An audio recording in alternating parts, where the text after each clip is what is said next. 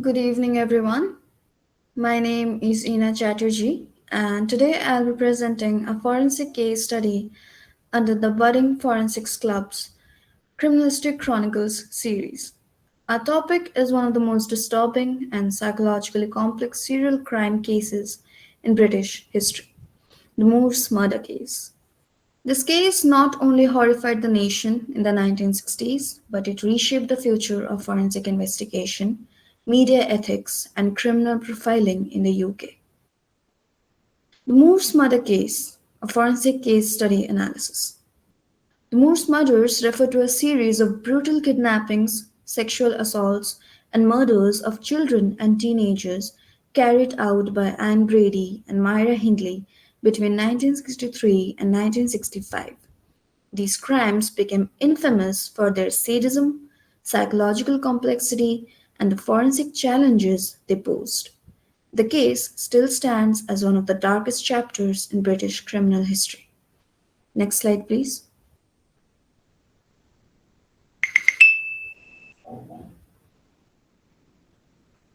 The murders occurred across Greater Manchester, primarily around the bleak and desolate Saddleworth Moor, where the killers buried their victims.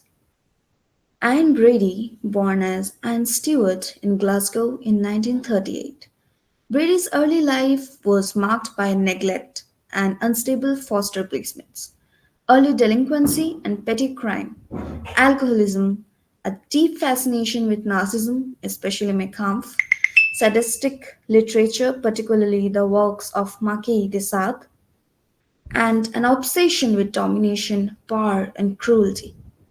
He later worked at Millward's Merchandising, where he met a 17-year-old Myra Hindley, a meeting that would form one of the most notorious criminal partnerships in the world. Myra Hindley. Born in Manchester, let's move on to the next slide. Myra Hindley.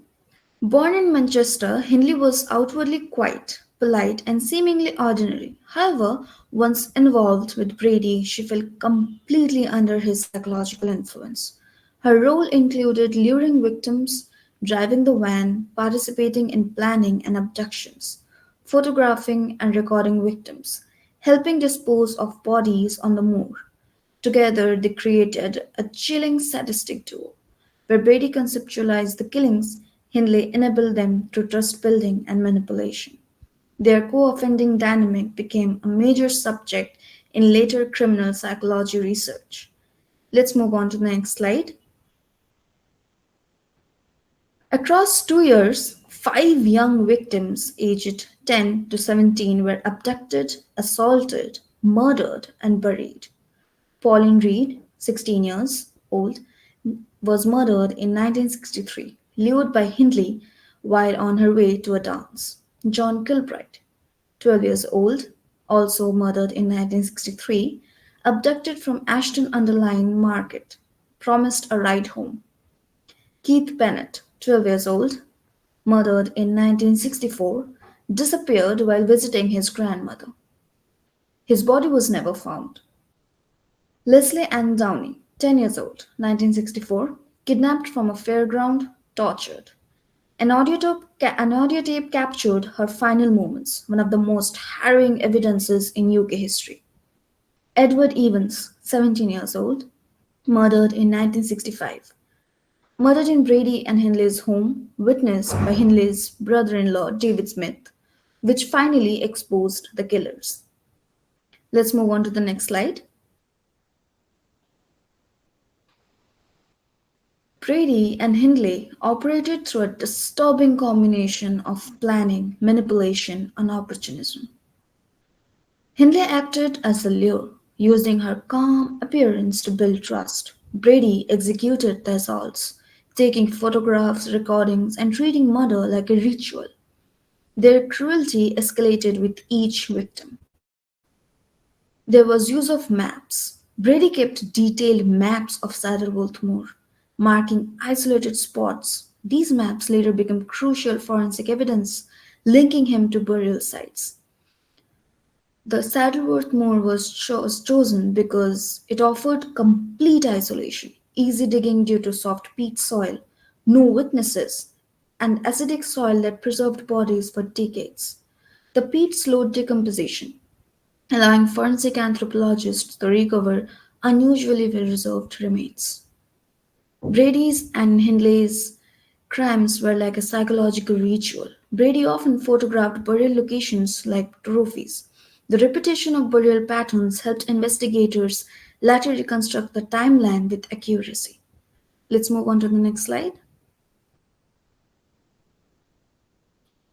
The killing spree ended in October 1965 after the murder of Edward Evans, witnessed by David Smith, who immediately reported the crime.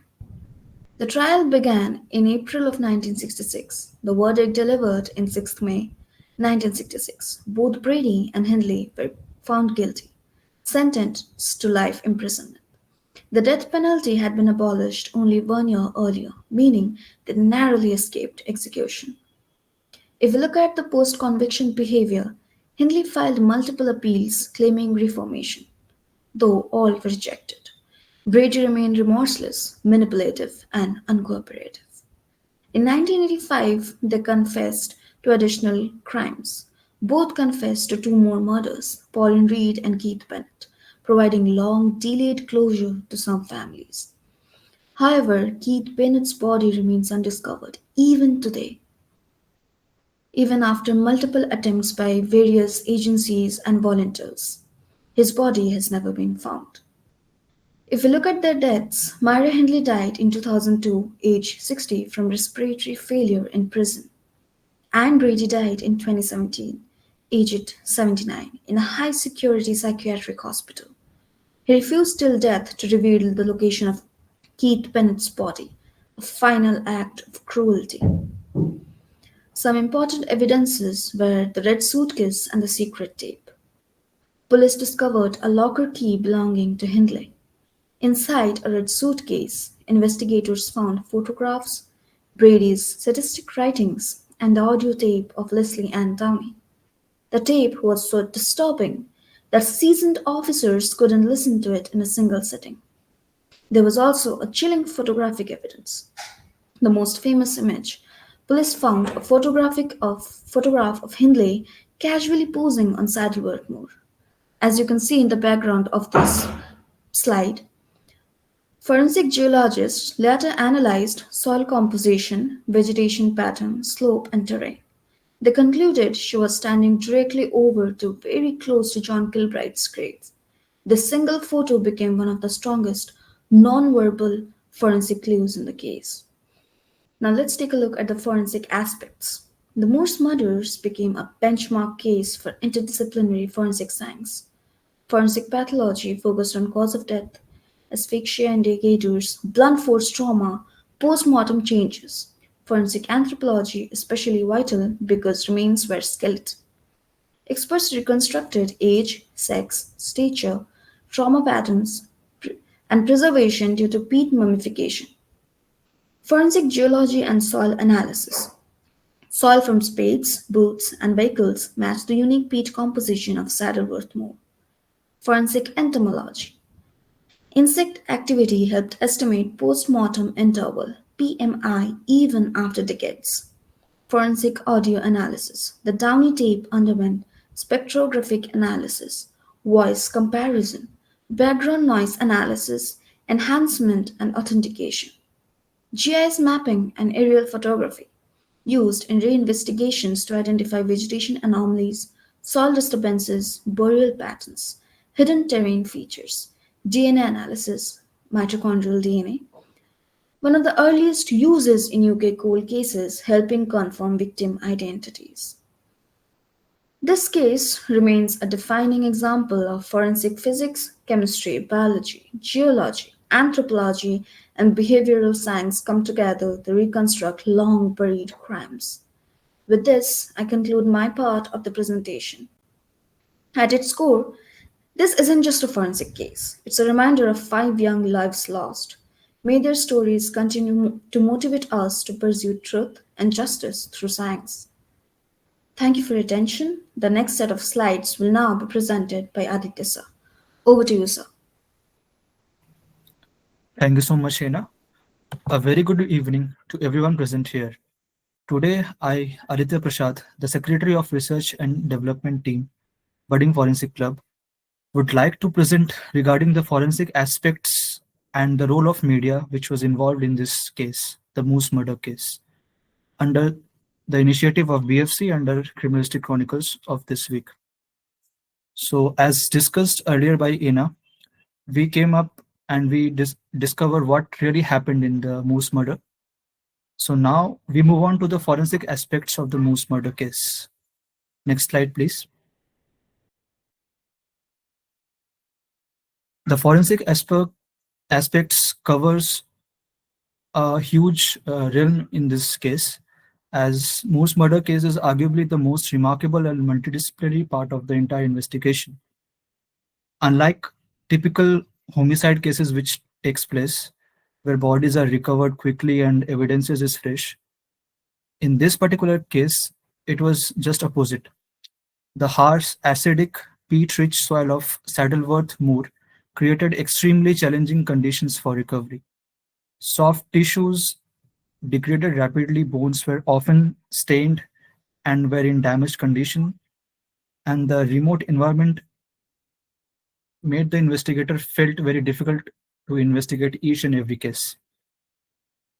Because of these challenges, the investigation rallied upon those aspects which were not so famous back then.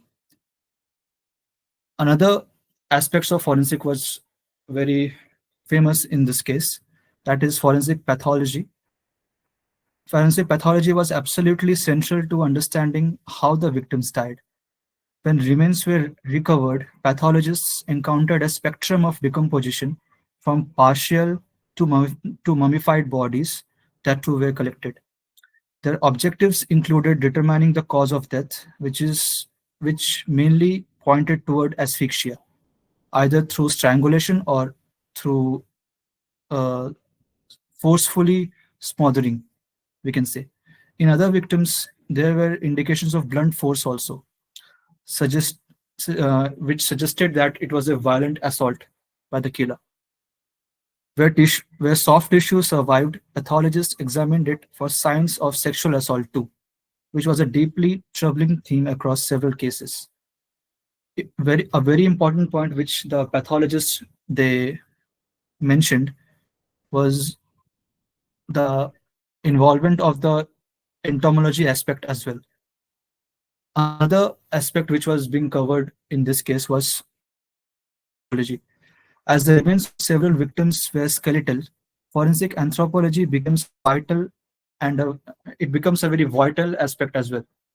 Anthropologists reconstructed fragmented skeletons and used standard osteological methods to identify the approximate age of the victims, the biological sex of the victims, the stature, the ancestry of the victims, and any unusual skeletal traits which was discovered later on.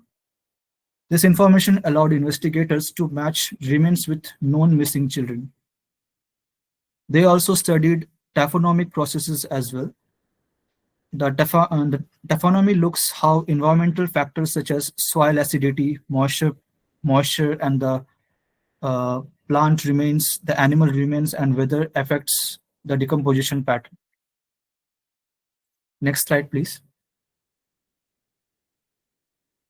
Another aspect which was being covered in this case was the forensic audio analysis. One of the most emotionally disturbing pieces of evidence in the Moose murder was an audio tape recorded by Brady and Hindley documenting the torture of one victim. This recording became a decisive factor during the investigation and trial. Forensic audio experts used spectrographic analysis to verify that the tape had not been edited or tampered with. They examined waveforms and frequency patterns also, ensuring the authenticity of the recording. Next, they applied digital enhancement techniques also to improve the degraded low quality of portions of the sound which was being recorded earlier by the suspects from the suspect. Sorry. This allowed investigators to hear background noises such as furniture movement, footsteps, and the terrified voice of the child which was recorded in the voice sample. Further, in the audio analysis, another major role was the preservation, the digital preservation of those samples. At that time, magnetic tapes could easily deteriorate. It could not easily being function at that time. So forensic specialists ensured that evidence was stored in a stable and high fidelity format. This tape deeply impacted the jury and the public, showing the psychological cruelty of the offenders. It demonstrated how audio forensic can turn a seemingly simple recording into a powerful legal tool. Next slide, please. So, in this slide, I will explain about the integration of forensics and different fields in this case. So, the crime scene reconstruction was performed using the aerial photography of various crime scenes. Investigators analyzed old photographs taken by the suspects themselves, unknowingly capturing landmarks very close to burial locations. Forensic geology compared soil samples from the suspects' vehicles, shovels, boots, and clothing with soil from the moose. DNA and serology also played a role, especially in later reinvestigations also. While DNA technology was limited in the 1960s, later advancements allow forensic team to confirm identities and strengthen evidence in the decades old cases. Next slide, please. The the second integration which I would like to share with you all was the exhibits which were collected from the victims and the crime scene. The Brady exhibited a fascinating with Nazi ideology.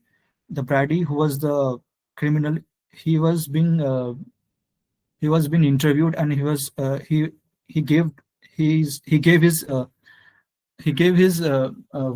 wording, and he was very fascinated with the Nazi ideology and sadism, while sadism as well. So while Hindley was heavily influenced and manipulated by him. So basically, Hindley was manipulated by Brady. Profilers study their behavior also to understand the dynamics of their partnership, how they selected victims, and how the roles between them were divided. So basically, it was a planned murders which were done by Brady and Hindley, and basically Hindley was more sort of influenced by Brady. The Moose murder became an important case study in criminal psychology, influencing future approaches in behavioral analysis also. In forensic physics, investigators used applied optics and light scattering techniques to analyze photographic evidences. Ligature mechanics allowed experts to understand the forces applied during strangulations event. During in whatever case the strangulation was being involved, the investigators used to uh, estimate how much force has been applied while strangulating any particular victim. In forensic chemistry, scientists analyzed soil pH, and in organic compounds, analysis was done, and trace materials were also analyzed. Chromatography helped identify chemical markers associated with decomposition also.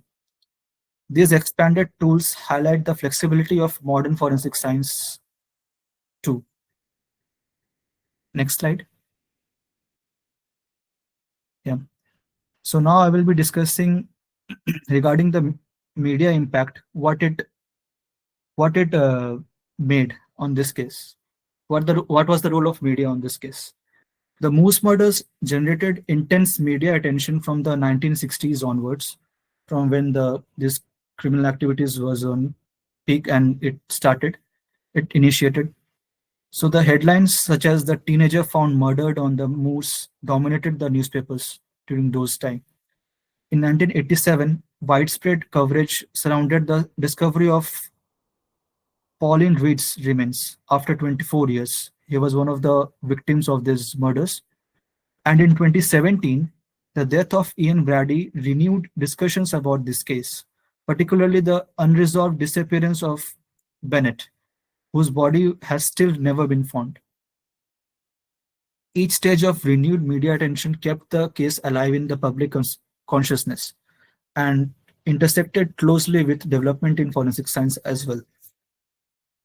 The media portrayed the media portrayal, particularly of Hindley, shaped public opinion for decades.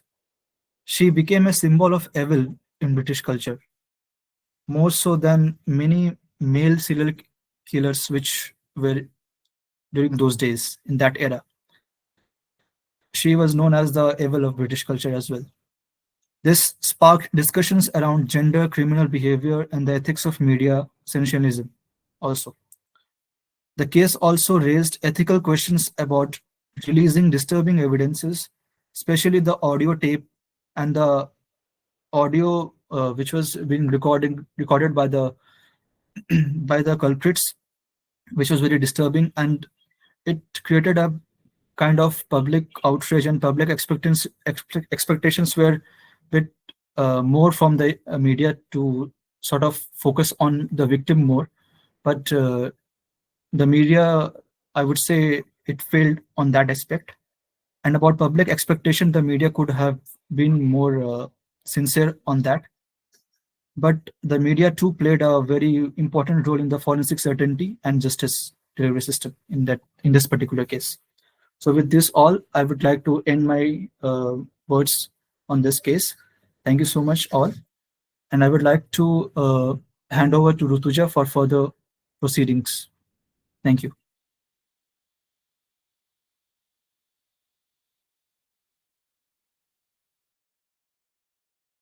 Hello everyone, this is Rutuja Madavi, this side.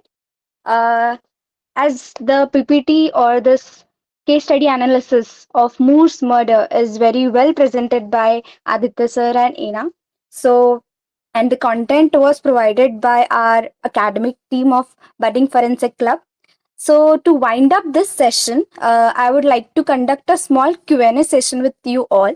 So, the first question, let's move to the next slides and have a first question on our screen, which is Moore's murder were committed between which years? If you observe the PPT carefully, you would get the answers also. I repeat the first question. Moore's murder were committed between which years? Option A, 1950, 1955 to 1958. B, 1963 to 1965. C, 1970 to 1974. And D, 1980 to 1985. The answers were sent by our members in the chat box, and most of the guesses goes to B, right? So the answer is B. Yes, correct answer is 1963 to 1965. So let's get to the next question, which is which forensic discipline helped estimate the post-mortem interval PMI using insect activity? I repeat, which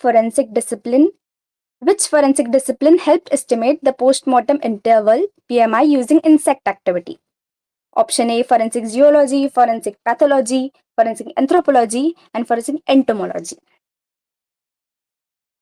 Yes, you are giving correct answers. And yes, the option is correct answer for this question is forensic entomology. Let's get to the next question, which is, let's move to the next slide. Third question is, the arrest Ian Brady and Myra Hindley occurred after the murder of which victim? I repeat, arrest of Ian Brady and Myra Hindley occurred after which murder of victim? Options are in front of your screens. You can post your answers in the chat box. And Pauline Dredd, Leslie Ann Downey, Edward Ivan, Keith Bennett. And yes, our participants are sending correct answers, which is Edward Ivan. Yes, correct answer is option C. Let's get to the next slide. And here's is our fourth question, is which key factor allowed forensic audio analysts to contribute the evidence in the case? As Aditya sirs mentioned before during presentation, the here options are the discovery of soil sample, audio tape recorded during one of the murders, satellite imaging, moors, and fingerprint recovery from a vehicle. Yes, our participants have, I think, observed and understood the PPT very well. So, option is B, which is an audio tape recorded during one of the murders. Let's get to the fifth question, which is which forensic evidence linked Brady and Hindley's vehicle to burial sites? I repeat, which forensic evidence linked Brady's and Hindley's vehicle to burial site? Option A, DNA profiling, trajectory analysis, soil comparison, mineral traces, ligature mark analysis. Yes, option C is the correct, which is soil comparison and mineral traces. Yes. Let's get to our next question. On whose grave did Myra stand on the picture, which helped policemen to pinpoint graves and arrest them? On fifth slide, the photo was mentioned in the slide uh, of which person it belongs to. So option is John Kilbride, B. Paul Reed, C. Leslie Downey, and D. Edward Evan.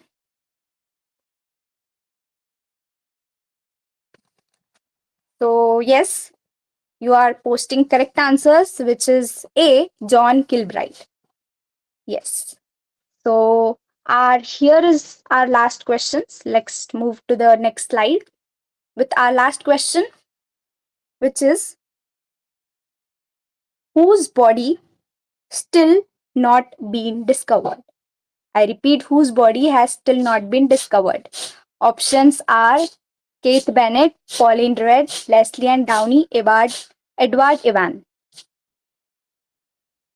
As it was the last slide of media and news coverage was there. So yes, D, option D, Edward Evans was the correct answer. Yes, all the participants have given the correct answers for all the questions. Thank you for your all participation and correct answers. This shows that you have really understood the case, Moore's murder, and very well presented by our research and development team. And content was very well provided by our academic team. Once again, you participations of all the members was quite interesting and enthusiastic. And to our club heads, thankful for your leadership and guidance, for your steady support, and your vision keeps club moving forward with clarity and purpose. Uh, Finally, thank you to budding Forensic Club members for your engagement, participation to get together with not only creating a community that learns, explores, grow, but with excellence, we are also making a learning milestone for everyone. Thank you. Thank you once again. Have a wonderful day ahead. Thank you.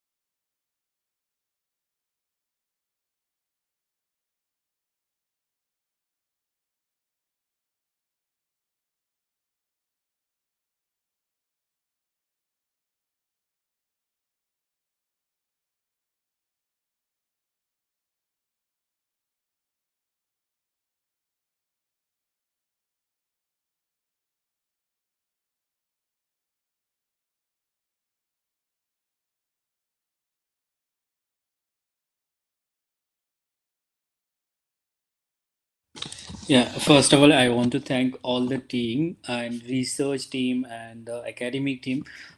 You have the case is well researched, well presented, and it really felt like listening to a podcast. And we were. I think I will. Most of us will agree with Malaysia as we will. We had like. Emerged or like this and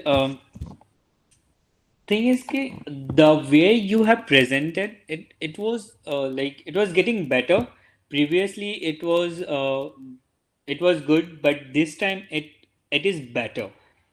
So, and we were like completely into the session, and we were listening to everything that has been presented by the presenters, and the way you were explaining things. It was really good, and it's good that our team is evolving, and we are getting better with our uh, task.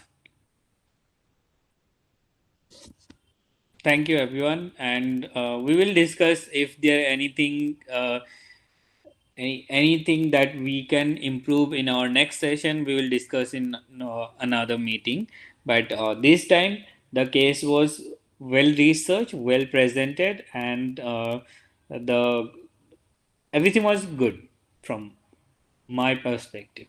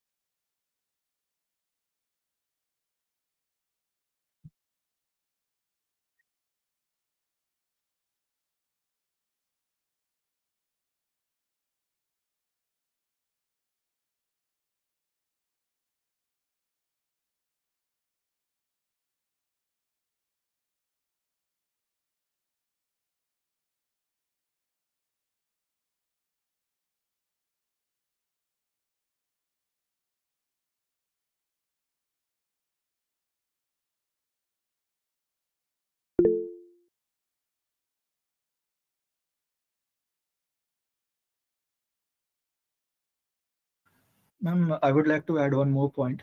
Ma'am, this case was in 1960s. So at that time, as I discussed about the media, the role of media, I would say that the chief and the most used and most famous mode of communication as well was through papers, and it was physical mode. It was not so rapid as if it is now.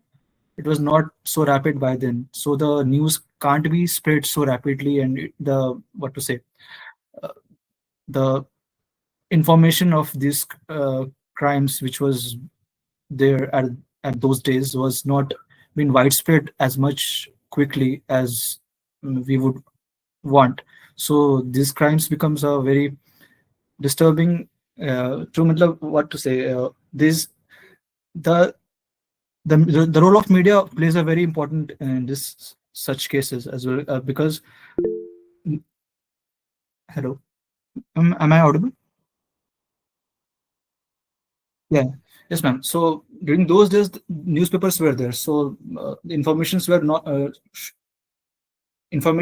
widespread so quickly, so that can be one of the most important factor why these crimes took place those days.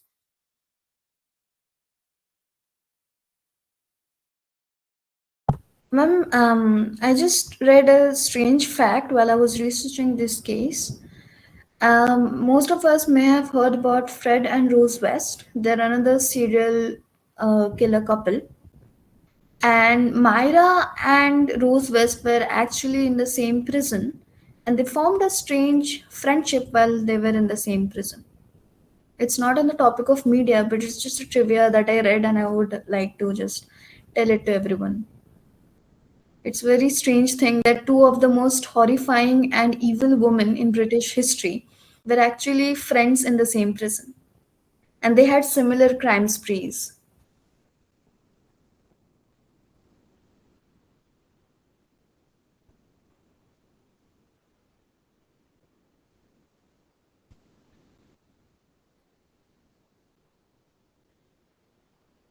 Yes, ma'am. Fred and Rose West. Yes, ma'am. Yes. Yes, ma'am. Yes.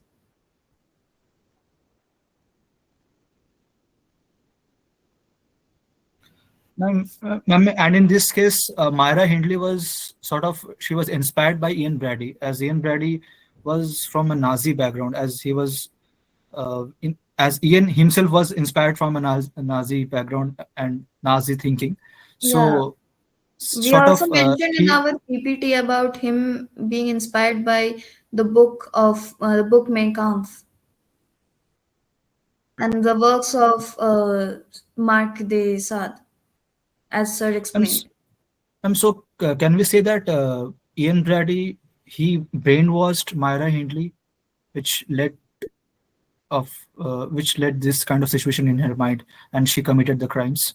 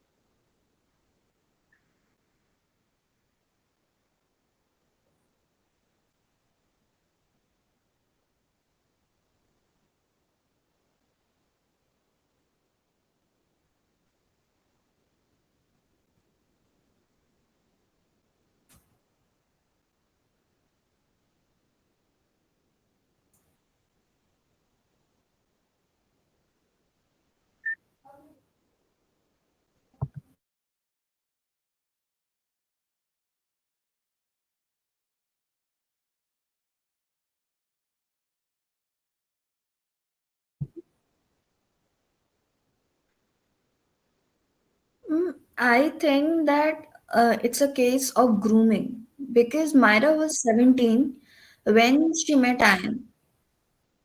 So this could be a extreme case of grooming because Ian had an extremist ideology and Myra was in a state, specifically teenagers. We are very easily influenced by ideologies and thoughts, and it's easy to manipulate teenagers comparatively to adults. And I think that is one of the age is also a crucial impact.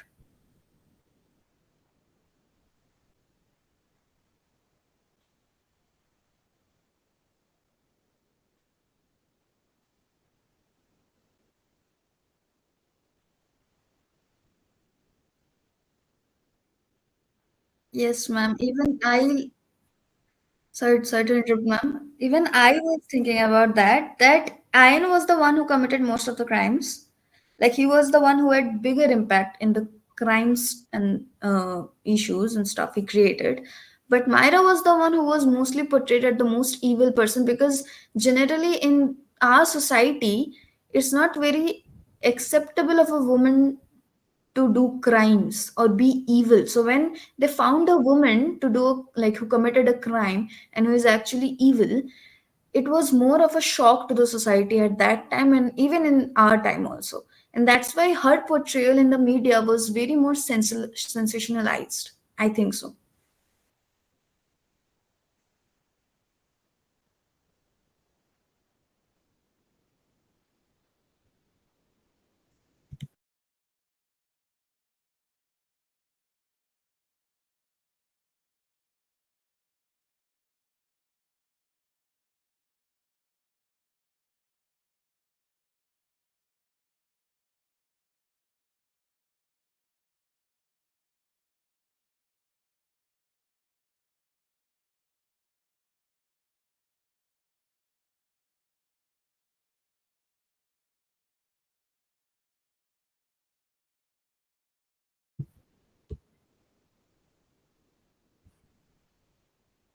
Yes, ma'am. So true. Even in our in our times also, there is an increase in women's committing crime these days, and people are very amused by it. And they're like, how can a woman commit a crime? And about the Boston Triangle case, which you mentioned, that the women were responsible for their safety. Even nowadays, we tell that what was she wearing and was she the one who initiated the movement? So it is still prevalent in our society.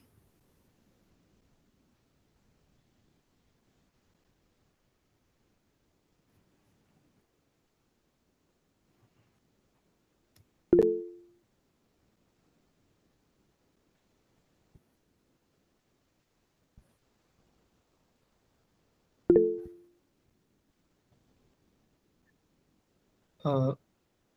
yes, ma'am. Ma'am, in this particular case, we should not forget the significance of David Smith. He was one of the eyewitnesses of this case. Because of him only, the investigators get many leads in this case, and the couples were arrested because of him only.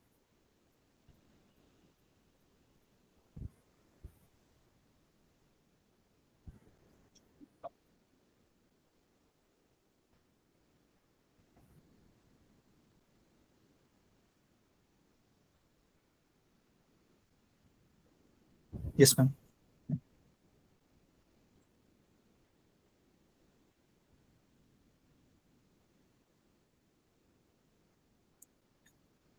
Aerial photographs.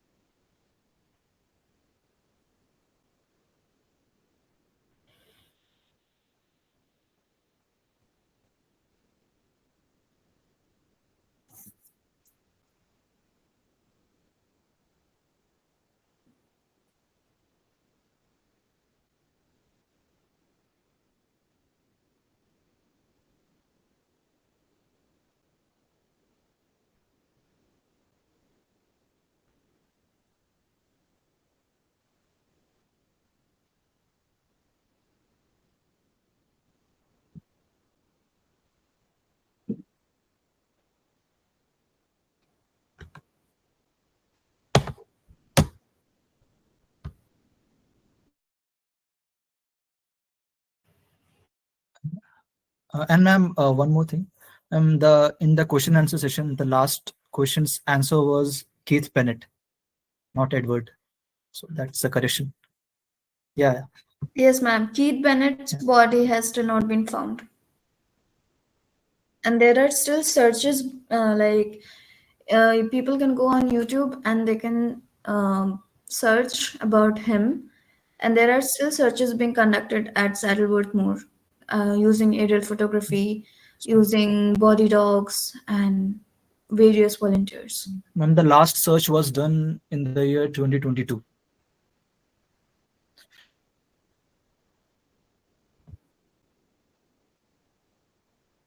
Yes, ma'am. His brother. Actually.